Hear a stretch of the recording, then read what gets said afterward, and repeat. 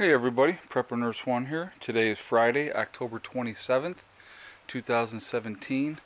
As you can see, through this area here, I started raking up some of these leaves. There's still a whole bunch over here I gotta grab, but I started getting some of this done here and getting some of this stuff over here raked up. I finished breaking down the garden today, and I actually pulled out 4 more zucchini, so that's a trip, I'll tell you what. I'll show you over here.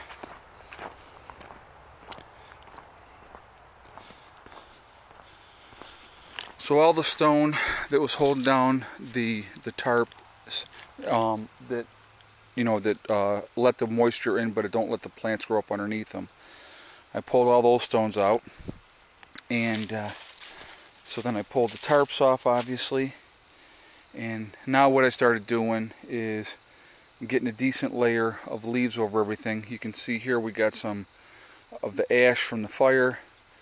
We're spreading that out in through here too as well, just to have some of that in here as well, because that's actually good for the garden as well. But the leaves, and so many people rake their leaves up and they throw their leaves out, and then what these towns do is they take all those leaves and sticks and everything like that, and they turn it into compost.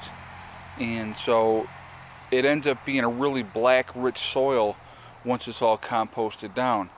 So if you have a garden at your place, my suggestion would be, instead of turning your leaves into somebody else, take your leaves, put them in your garden.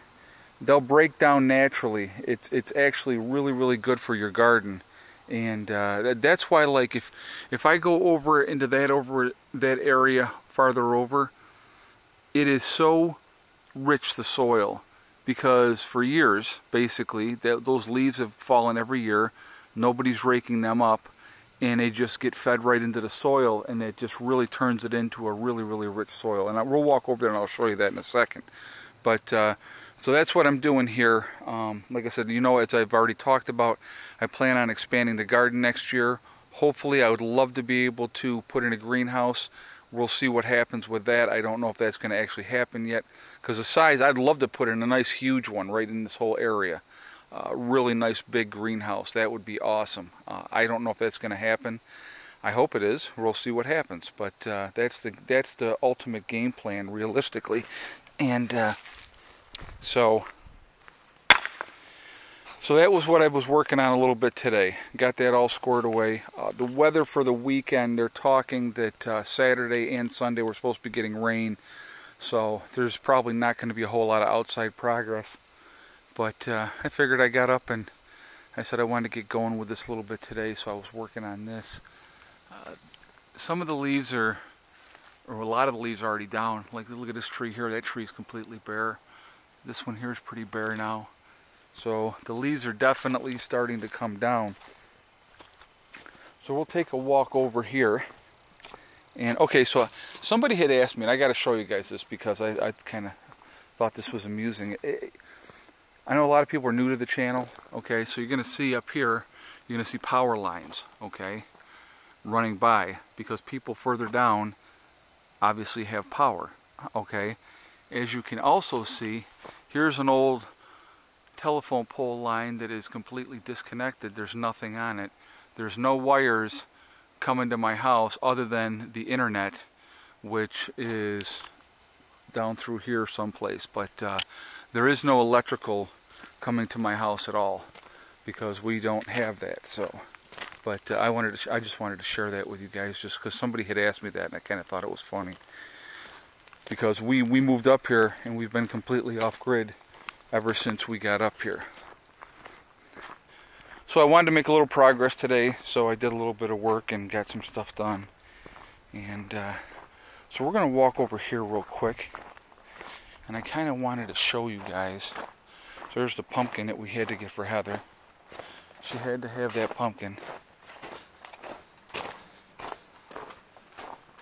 Yeah, so I mean, I'll come over here and I'll rake up all these leaves as well and get them over.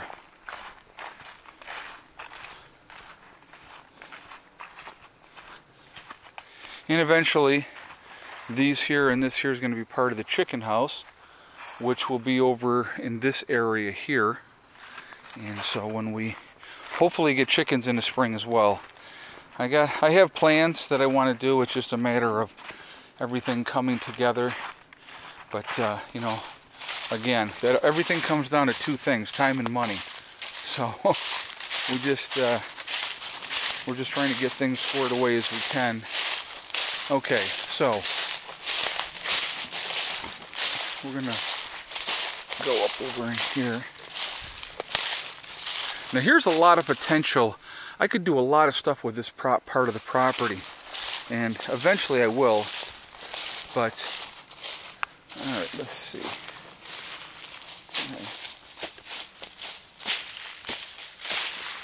All right, I'm gonna get you. I don't know if you guys can see that, but that soil right there is really, really rich. It's you can just see it's a really dark, rich soil, and it's really great for growing. So that's, but that's this whole area, and over here is more of a low-lying area. So we get a lot of standing water. I mean, right now things are pretty dry because we haven't had a tremendous amount of rain. But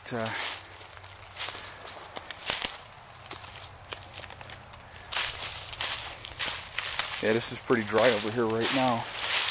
But this area here, and actually, okay, I'll show you this here. You want to see rich? Look how black that soil is, guys. That is some seriously black, rich soil over here. So if I had to, realistically, and it probably goes down, I'm not even sure how far it goes down, but if I had to, I could take this soil, take, you know, 4 or 5 inches of this really black, rich soil and put it in my garden. Now, obviously, that would be a tremendous amount of work, but if it was an SHTF situation, soil is the key, and I've talked about that before. So I have this whole area all through here, you know, that I have access to do whatever I want with, and this soil would be absolutely perfect, you know, for the garden. So, oh, look who came with me. Miss Soxy. What you doing, Sox? What you doing, girly? Can't stay away from Dad? Huh? Can't stay away? Yeah. Yeah, she's a good girl. Yeah, I know. Hey, baby. So anyway, that's what I wanted to show you guys. I mean, this soil, like I said, it's really, and even right now as I'm standing here, the ground is kind of moist. This area is a lower area of the property, so a lot of water will sit in here, but the soil is absolutely gorgeous. And so now possibly my sister is thinking of coming up in the spring, one of my sisters, and moving up here. So I was telling her this area right over here would be a perfect area. What she might end up doing though is bringing in, she's got a pretty big fifth wheel, and she may bring that in and back it into this area. But if she does that, that's going to be really shaded by these trees. So it'll be a lot cooler for her in the summer. Because I had suggested, you know, maybe bringing it back up into this area so she could sit up under these trees here. And you can see we got quite a few trees here. And that just, all that shade, it just keeps it so much better and so much nicer. I know a lot of people talk about, you know, cutting the trees back and all of these trees might fall on your house. You know, it's a double-edged sword. Those trees, a lot of them, provide awesome shelter in the wintertime or summertime, as far as a lot of shade, keeps the house much cooler. Where if you don't have trees around your house, you're going to have a lot of issues. So I like having the trees around there, because even on a really hot day, it stays cooler in the house because of the shade of those trees. And here she is again. So anyway, so that's what's kind of going on here. Just wanted to share that with you guys. Getting the garden squared away today more, and so now I'll just work on putting some leaves in. Yeah, see, we got stone all the way back in here quite a bit. So she could pull her camper right in here. I would take out like this tree branch here, but she could pull that in here, and she could set up right there. And then, you know, then that way she would have this driveway to use, and you know, obviously there's the shed. So that's, you know, that's kind of what we were thinking, but we'll see. Anyway, guys, listen, I hope everybody has a wonderful weekend. It is the weekend coming up here, because obviously today's Friday. So please be safe. You know, remember, guys, hug and kiss the ones you love. It's so important. My kids went this weekend with their mom because they're going to go celebrate their birthdays with her tomorrow. And then obviously I'll pick them up Sunday. So when I hugged them and kissed them goodbye, I said, wow, I can't believe the next time I see you, you guys are going to be 16. And time has gone by so fast. It is gone in a blink of an eye.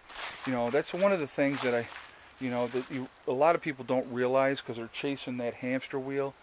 The one thing you're never going to get back is that time. And that time is so precious. And to be able to, you know, spend that with people that you love and care about, that's so important.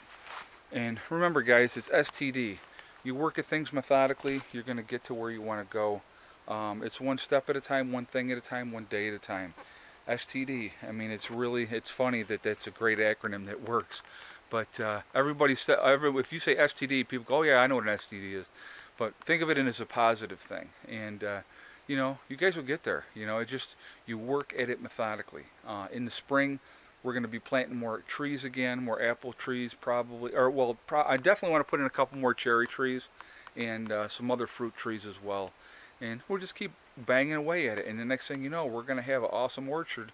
And we'll have fruit that produces for a long time. Long after I'm gone, that's for sure. So, anyway, guys, hang in there. Enjoy your weekend, and I will talk to you all tomorrow, okay? Prepper Nurse 1 out for now.